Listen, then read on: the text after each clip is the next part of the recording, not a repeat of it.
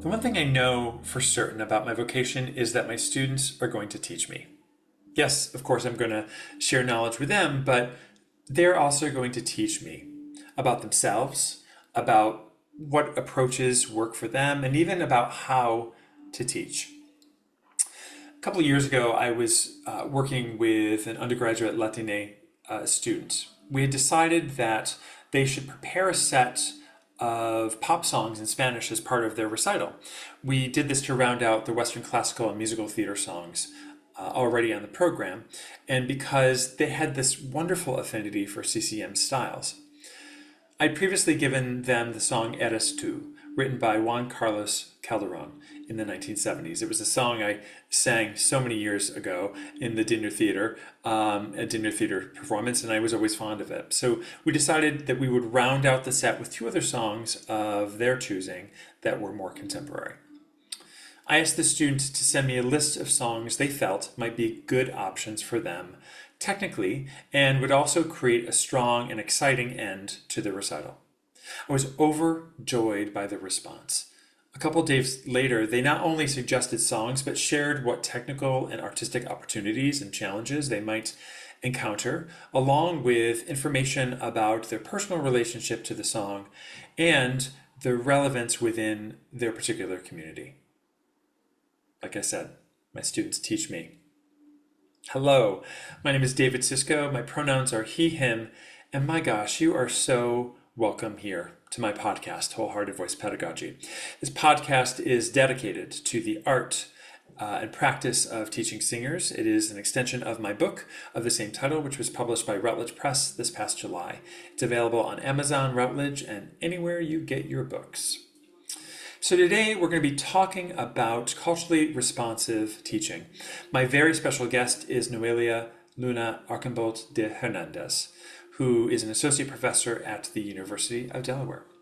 More on her in just a moment. But first, as we often do, let's explore today's topic, this being culturally responsive teaching. As we've noted many times on this podcast, how we teach is just as important as what we know. Author Gayatri Rabbani notes that education reflects the social, political, and cultural patterns of society. What we are taught and how we are taught it greatly influences our ideas and how we express them through life. Music education researcher Emily Good Perkins similarly asserts that culture necessarily impacts teaching. She writes, with every decision they make, teachers subconsciously employ their own theoretical perspectives. Their worldview informs each interaction with their students, as well as the ways in which they deliver a pedagogical concept. Teachers' worldviews, whether they are aware of it or not, profoundly impact their students. And so we have to be aware of how our culture and the cultures of our students impact the learning environment. This is the essence of culturally responsive teaching.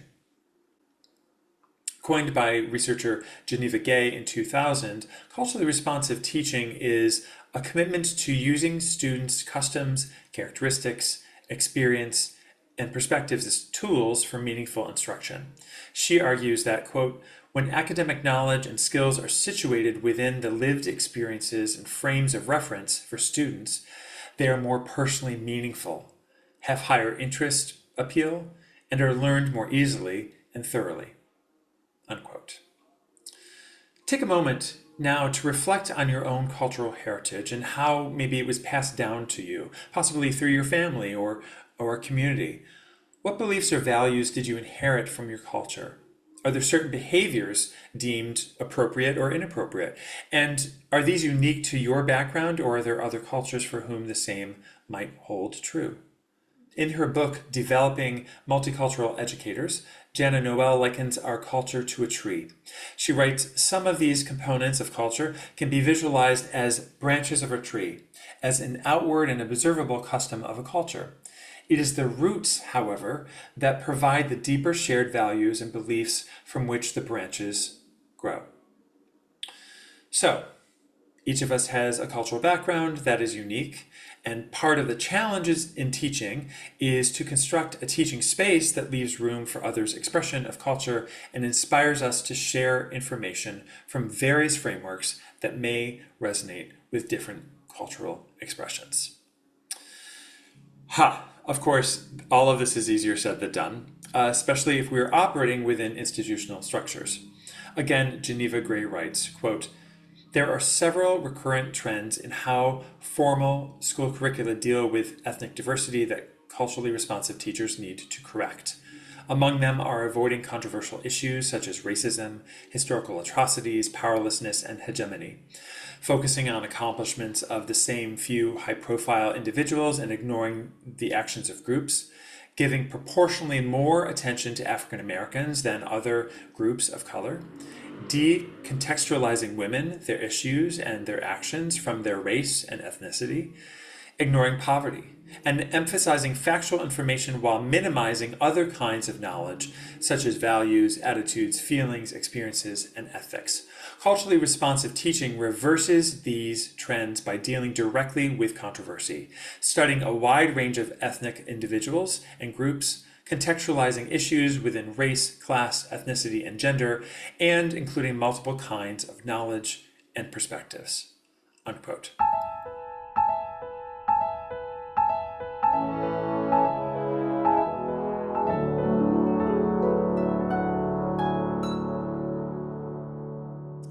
Whew. Clearly, there's a lot to unpack here, so it is my pleasure to introduce you to today's very special guest, Noélia Luna Archambealt de Hernández. Noélia is an associate professor at the University of Delaware. She holds a BM in voice performance from the University of the Incarnate Word, a master's in voice performance and pedagogy from Westminster Choir College of Rider University, and a DMA in voice performance from Texas Tech University, and a certificate in vocology from the National Center for Voice and Speech. Dr. Archambealt de Hernández is on the NAT's Voice Science Advisory Committee, and her publications have been included in the Journal of Voice and Choral Journal. As a first-generation Latina, belonging and inclusion are integral to her work and vision for the arts. On a personal note, I had the great pleasure of meeting Noélia at the ICVT conference in Toronto after attending her wonderful session on today's very subject, and I know that we are in for a real treat. Noélia, thank you so much for being on the podcast. My pleasure. Thank you for having me. Oh, it was just the easiest email to write to you after meeting you in ICVT. It really was so taken by your beautiful research that you presented, Oh, and how look, we love research, right? But we love research that has context, and that is put it within context, and and that has heart, and that's really where I felt like you just exceeded all expectations because it's a really powerful presentation. Thank you. thank you. Thank you. Yeah. So I thought maybe we could talk. We love a good origin story on this podcast, and so I'm just wondering if you could talk a little bit about your background as a teaching artist and maybe how you first came to hear about and start to incorporate culturally responsive teaching into Mhm. your teaching day. Oh, that's a great question. Yeah, I feel like it's sort of like a part of who I am was ever since I was growing up in this context, right? And I think that pertains to everybody. As you said, everybody has an origin story and it follows through what they do in life in every way. And so for me, growing up I am half Latina and half white, but my household, my mother is Mexican, and there was Spanish spoken in my home. There was Spanish spoken with my relatives. I grew up in a predominantly Hispanic city, San Antonio, Texas. If you've ever been, it's full of the culture, full of the people, full of the food. I mean, everything you can think of. And so that was always in my orbit. From everything you would hear on the street festivals with, Tejano music or, ranchera, mariachi, whatever the case may be. And so I always had that sort of in my being. And then when I went to college to study, I didn't know I was going to be a music major. It was sort of one of those things that it was like, oh, well, I'll never make any money doing that. And of course, all of your parents our parents are always like, we hope you can make a living. Um, but I could not deny the fact that I really missed it. I was trying on things in college and I really wanted it to be I just wanted to be immersed in it. So eventually I did go into music, and that's a whole roundabout story that we can talk about at some point if there's time. But I remember thinking when I started music studies that I don't know why it didn't even occur to me that I would not be studying those things that I grew up with or I heard on the radio or Mm, whatever the case may be, right? Because I didn't have voice lessons growing up. I didn't have in it theory, taught to me in schools or anything like that. So I showed up and was like totally kind of thrown off by this new sound that was being asked of me to make, and which I didn't have a problem with. I thought it was cool. In one sense, my dad actually growing up was a classical listener. So I had heard classical music in the home here or there. I heard some opera here or there. But I wouldn't say it was something that was like constantly around me. So when in college you start studying art song and opera, it was great. It was cool. But I had to totally relearn like what that sound was going to be in my head and in my voice. So of course, because there was really not a whole other option. I sure. followed that track, right, and come to find out that luckily for me, I think I had a knack for it, and so I was able to do junior, senior recitals, and then of course go on to grad study. But I remember there was a point when I was doing I think it was junior recital, might have been junior or senior, where we had programmed some Spanish songs and my family had come to see the recital, and I was excited to ask them like how they connected to that set, and the looks on their faces told me that they didn't connect. Mm, And I was kind of sad by that. And it was sort of like, well, that was nice, but I don't think they really got it. And I think a lot of it was because even though the songs were in Spanish, it wasn't the same dialect. It wasn't about the experiences that we had, living in central sort of South Texas and what all of those cultural influences meant to me and us. And so I think at that moment, I started thinking about, well, how can we make this different? Like, how can this practice be different? But as you know, that this was what, mid 90s? Yeah. And so there wasn't a lot of change in that way, for me at least. And I think that by the time I graduated with my doctorate, we started seeing a little bit. But as you know, it's always slow going in academia. And so I'm happy that now, I've been in this job almost 20 years and I'm in my 50s and starting to see where we are broadening and opening the curriculum and allowing some of that to happen. That's so exciting. Yeah. Yeah. Yeah. I see even today students, who I ask, are there certain, intersections of cultural identity that you want to celebrate in your music? And they're like, what? Right. Like, yeah, we can do that. Like Yes. we can do that here. I'm like, yes. Right. Like there's room for that, right? Yes. Yeah. And I, in some ways, and I'm not blaming anybody, I wish that that had been available to me in my 20s, right? Because I Yeah. think that I would be maybe not a whole different artist, but I would have a different skill set with some things now. And it's now that it is sort of acceptable to do that, I feel like I'm sort of coming full circle and doing those things that I wanted to explore in my 20s, right? And in some ways it's kind of cool because I do have a skill set that I can bring to it. But there are definitely things that I'm lacking, right? That I would love to have had and drawn upon, up until now. Sure. Oh my gosh, absolutely.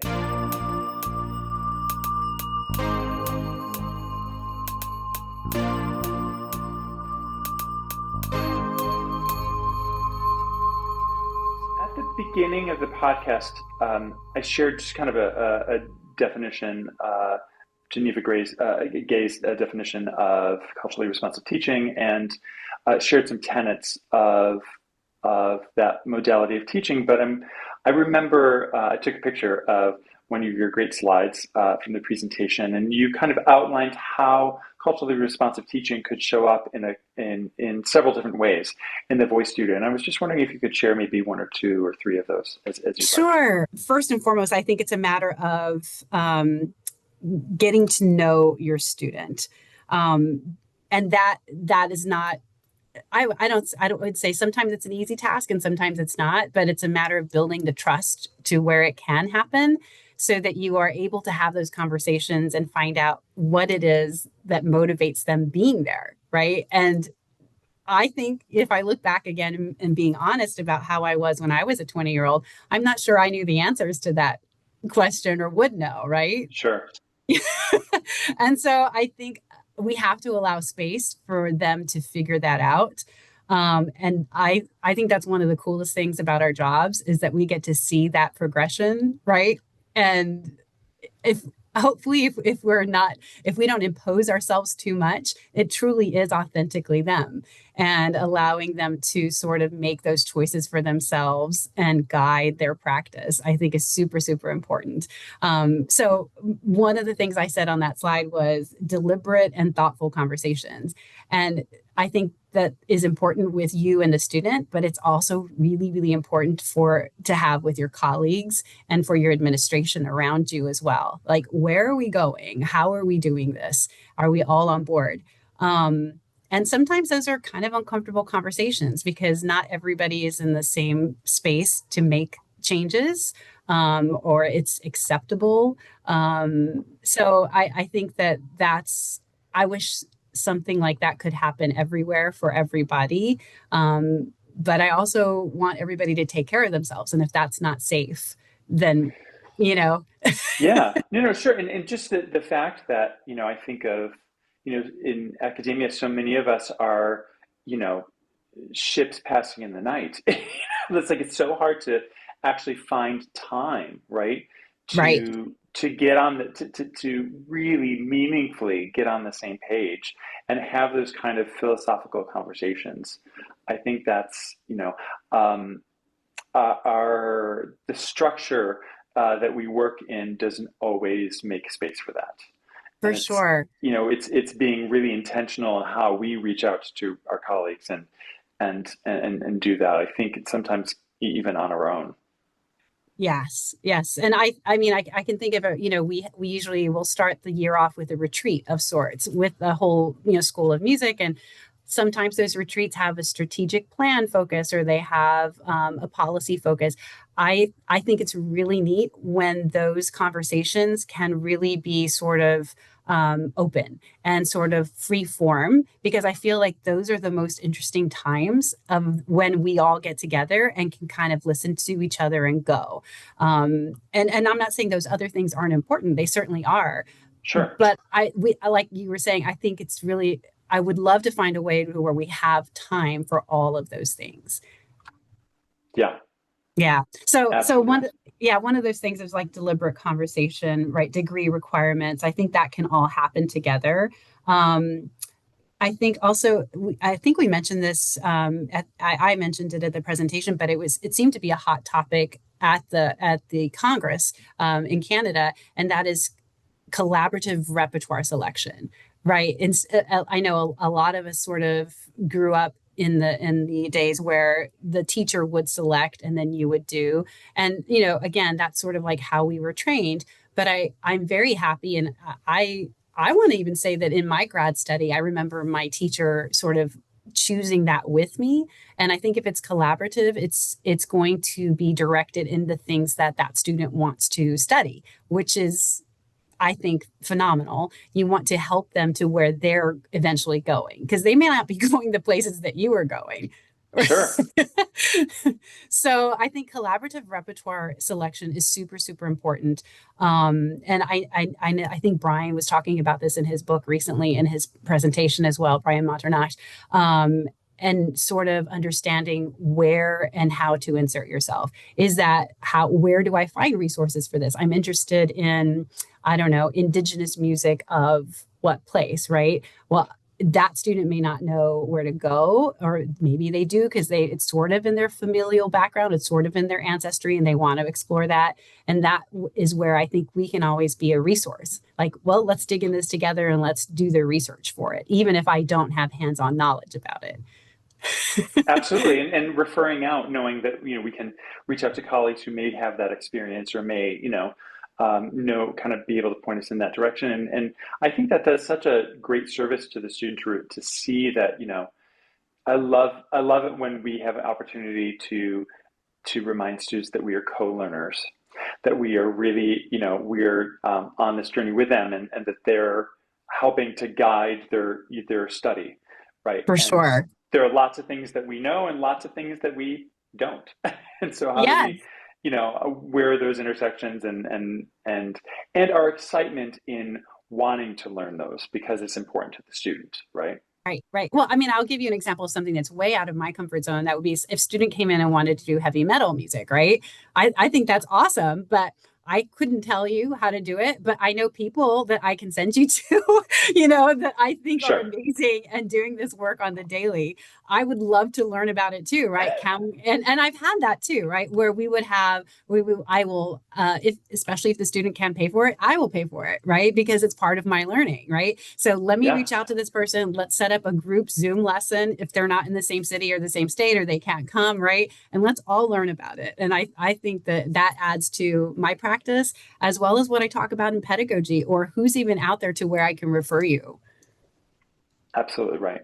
Yeah. Um, One of the things that is coming up for me as we talk about this, especially when we're having conversations with students, as you said, sometimes within the structures we work in, I think students don't always um, know that they can bring their full selves, right? That's true. Yeah. And so, I keep on, it's really hit me hard in the last month that, when I'm working with a student, I'm working with a student who has a long history of relationships with teachers, and that I am speaking to a lot of that, right?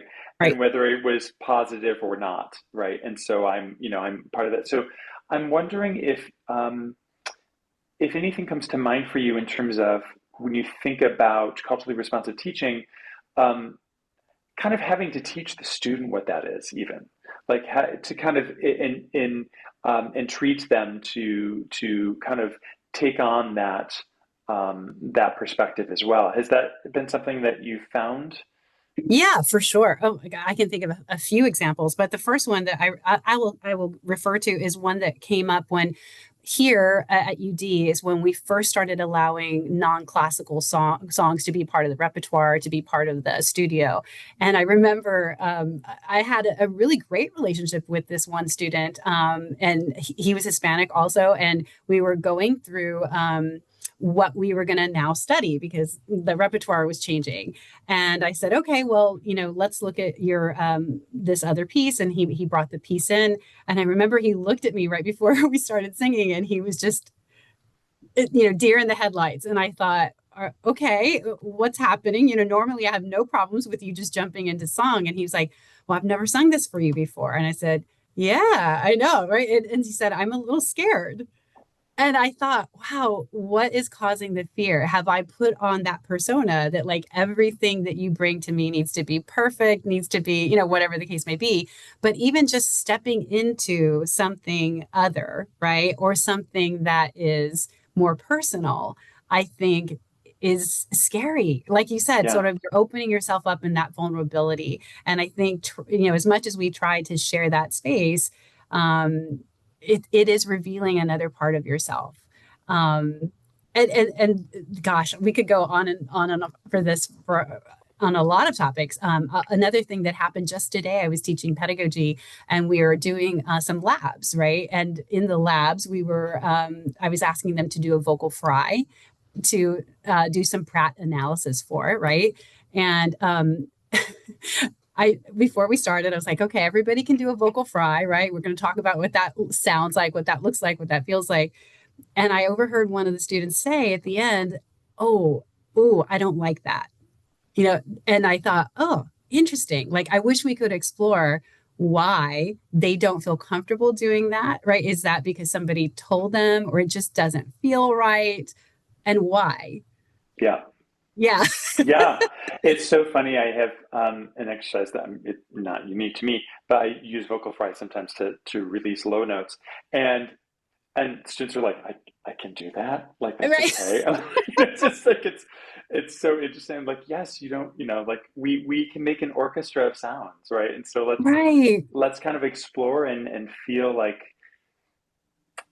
I had a similar conversation with one of my students, who's a CCM singer, and I just said to him, I was like, "There's not a single sound you can't make in here."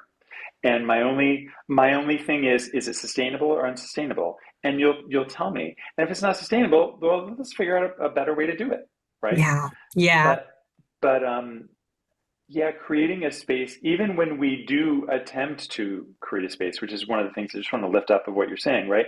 Even when we do attempt to create that space where students can play, because that's also what we're talking about, um, we just have to keep on reminding them, like it's like, no, no, no, we're not going to pull the rug, out from underneath you. It's really okay to do Yes. this, right? Yes. Um, And yeah, and it's this like idea of like only bringing the best, the most cultivated sounds that I've practiced and you've okayed, and like, okay, now that's okay to out. And like you said, I want it all. Like, let's just bring your most authentic primal self and see what we're working with and have fun. yeah.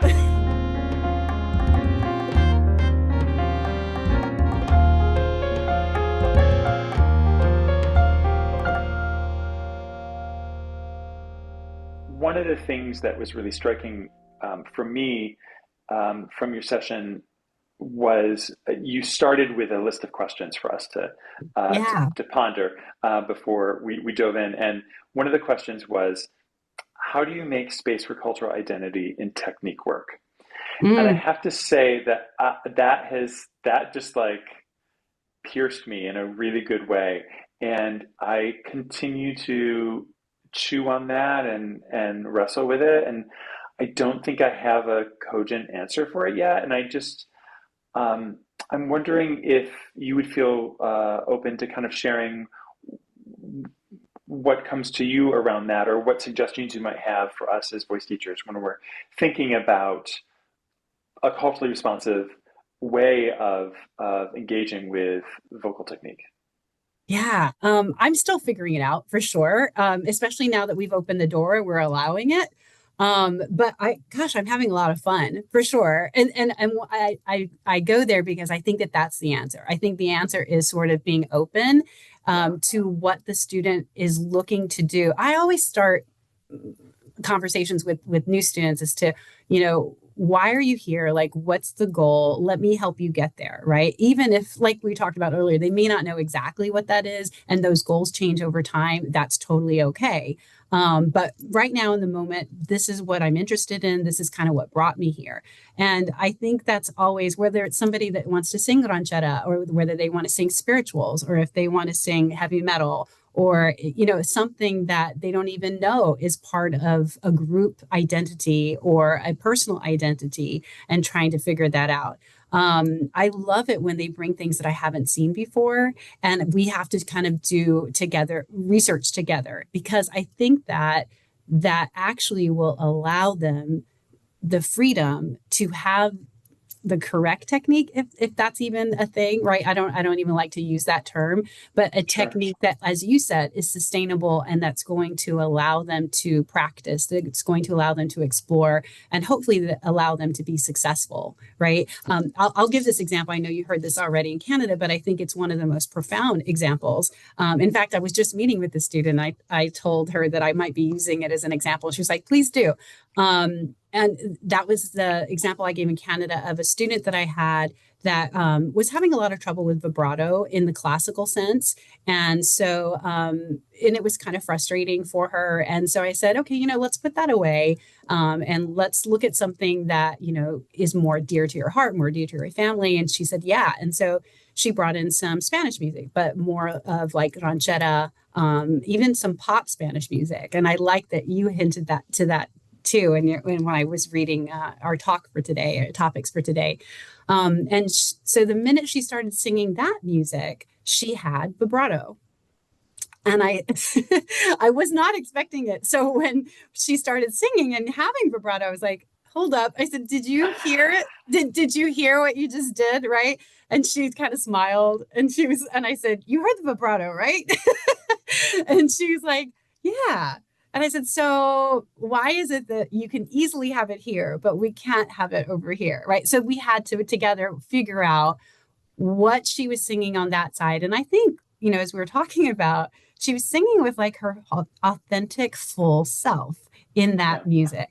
And this classical repertoire was not feeling that for her, right? So finding a way to bridge that, right? Bridge the cultures in a way that would allow her to have sort of similar technique. Not that they're the same, but something that would sort of make sense and allow her to have vibrato in both. I think was super, to me, it was eye-opening. And it was mostly in part that we're allowing ourselves to do this in these spaces now, right? How great that I have another tool to use and help somebody get to where they need to. Now, this student does not want to be a classical singer. That's not their goal, but there is a chance she is going to be teaching others how to sing classically, whether that's in the K through 12 setting or the private studio. So Sure. it would be helpful for her to understand how to do that. And now, I mean, like, she's a grad student now. So like she's singing beautifully and like she's got it. Like, it's really, really nice. And now we're going to help her through the next part of that journey. Yeah, that's amazing. Thank you for sharing that example because I think it really perfectly encapsulates how culturally responsive teaching allows for authenticity, right? That's Yeah. really what you're lifting up, I think, is And in the technique, like you said, right? yeah, yeah. Yeah. I mean, I also just on a personal level just so resonate with that. Like I went through college and I was like, talked to my students about, boy, that's some lovely scaffolding you have. I was like saying with all the scaffolding, I'm like, I gotta turn left at the bolt and sing it this way, right? And then after grad school, I started singing musical theater. I'm like, why is this so easy? Right? And then I was like, Yeah. oh wait, let me sing Machadich again. Uh-huh. Oh, I can Yeah. sing. I'm not going to sing it like a musical theater singer, but there, as you said, there are things that are absolutely transferable. So just figuring out what that is, you know, Yes. and it gives us another in, right? Right. For sure. Yeah. And it keeps it about play, which I think you've lifted up too, which I think is really so essential. And just not only for the students, but for us too. It's like then literally every lesson is different, right? Right. We're And never if they teaching the same lesson. and if they can see you doing it, right, then it allows them to be more vulnerable in that space too. And if we can laugh at ourselves and go, let me try that again, or like, oh, maybe I don't have a knack for this. But then again, that's another avenue to like, well, why don't I? Right. Well, I didn't grow up hearing this, right? I have no idea. You're the expert in this case. So let's learn. Yes. Yeah, Yeah. it's making the student the expert. That's exactly right. Yeah. Yeah.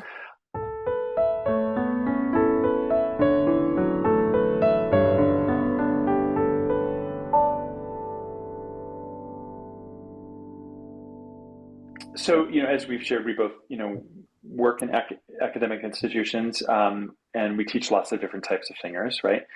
And so this presents, from my perspective, a couple of different challenges. First, we are sometimes working within systems that are not necessarily allergic to this work, but may not necessarily be actively supportive of it.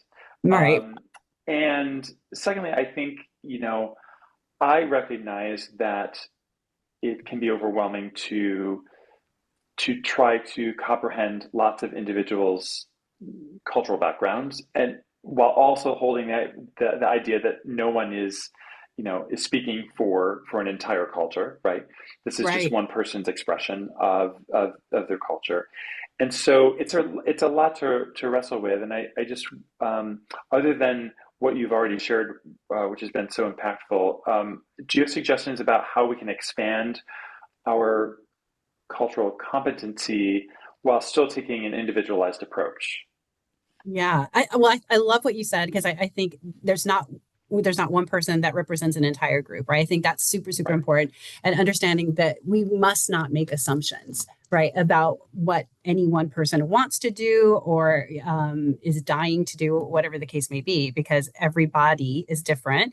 Everybody has different experiences with even within those groups, right? Even their own cultures. So I think again, going back and sort of getting to know the student and finding out who they are and what brings them to this place of wanting to be in music and how what they want to do with that, I think is super important. Um, but at the same time, being open to learning about things that are not from your culture, of course, and but also maybe not even within your expertise, and finding out where to go to have and have that help be available. Um, I know for me, there are things that I've taught at an HSI, Hispanic Serving Institution. I've also taught at an HBCU, and all of those students, and to now where I teach at a predominantly white institution, a PWI, all of those student populations have been very, very different. And I have had to kind of sit down and even with the degree requirements at those various institutions and try to figure out, okay, well, how can we get close to what you want to do and these requirements are for you so that you walk out of here feeling like you did get something out of it that was for you, right? And not just a rubber stamp for everybody that walks out the door. So to me, that just cultural competency, the way to grow that is just to be open first, and being ready to kind of research as much as you can about whatever that student wants to do. Yeah, I think for me that's really been the key to having been at all of those institutions and having such rewarding experiences at all of them. Yeah. I had just makes me think I had um, I teach in Taiwan on a regular basis now, and I just absolutely love it. But very different culture from my own, and I had a situation where I was going to give a presentation, and I'd worn sandals, and is that what you're wearing? I Uh-oh. was greeted with, "Is that what you're wearing?" Which I like to dress. so like so like I was like my hackles were fully up, and when I heard that, but I was like, oh, I need to have shoes on. I don't even need to be as dressy as I get, but I Yeah, need to have shoes on. I can't have sandals. yeah, That's like so like and there's a humility in I think in learning, well, learning in general, but certainly in learning a new culture and knowing that there are going to be times when you're going to step in it. right. And like that was actually a really great example of like I fully stepped in that. had had some I did not say a mean word, but definitely was not happy about needing to Oh, change, and and everything's good, like, but yeah. kind of talked about it with my colleague, and I was like, oh yeah, okay, so there's this is it's yes, it's a very applicable to the voice studio, but it just having humility in general, right, about Right. what And we don't admitting know. that you don't know. Right. Exactly. Admitting that what you don't know. And that's okay. Right. We're learning. And Yeah, actually, I also think it's really important that times change, right? And to check in with it over time because it's not just because it was true, I don't know, in the 80s doesn't mean it's going to be true in the 90s or the 2000s or whatever the case may be. I mean, that's definitely in science proven for sure. We're proving and disproving things all the time. But culturally, things shift, right? And I also tell my students that, don't just take my word for it. If you're concerned about something, please reach out to others in the community I remember having this discussion about spirituals, right? I studied with William Warfield for a little while, and his thoughts at that time when I was studying with him, I'm not sure would hold up today. And that doesn't mean that he was wrong. I mean, he's speaking from his experience, right?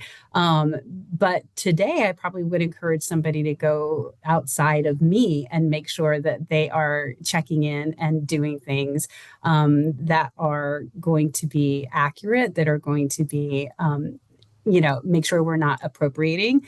And Yeah. so I think at the same time, you're never going to please everybody. And so whatever stance you take, you really have to make sure it's one that you can buy into and it's one that you feel good about.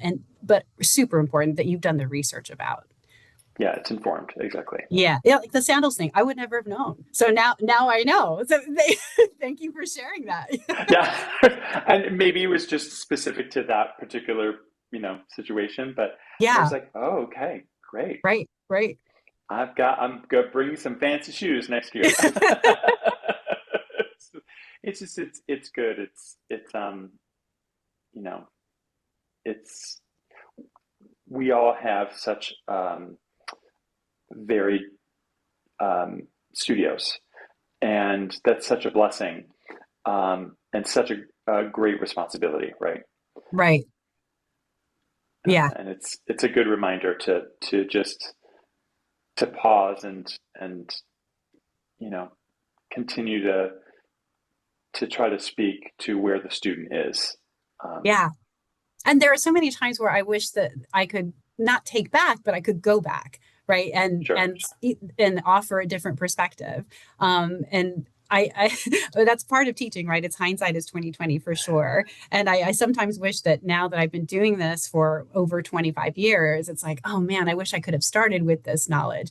But at the same time, and I know you've hinted to this on your podcast and in your book as well, would it have been received then as we are now? Maybe it takes that Right. progression to get where we are. So I'm so glad to be having these conversations. Oh, me too. Thank you so much for your time today. I'm just Oh very my grateful for your gosh, work. you're so welcome. More soon, I know. Okay, yay, I'm glad.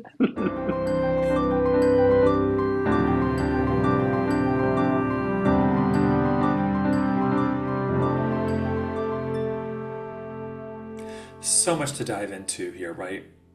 And so I just want to leave us with some questions today. When you think about your cultural heritage, what comes to mind? Are there certain expressions of cultural identity that are meaningful to you? How do you go about encouraging students to celebrate their cultural background through their repertoire you select together and the repertoire that you work on together? And have there been suggestions from today's conversation that feel immediately applicable to certain teaching situations you find yourself in? Sound off. I would absolutely love to hear from you. You can email me at any time at wholeheartedvoicepedagogy@gmail.com, or you can always connect with me on the socials. My handle on most platforms is at Wholehearted Voice Pedagogy or at Sisco Songs. And hey, if you haven't done so already, please consider subscribing.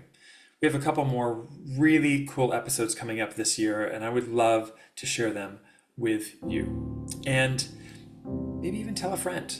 The more that we shed light on the art and practice of what we do as voice teachers, the more we have the potential to create spaces of safety, exploration, and growth for our students.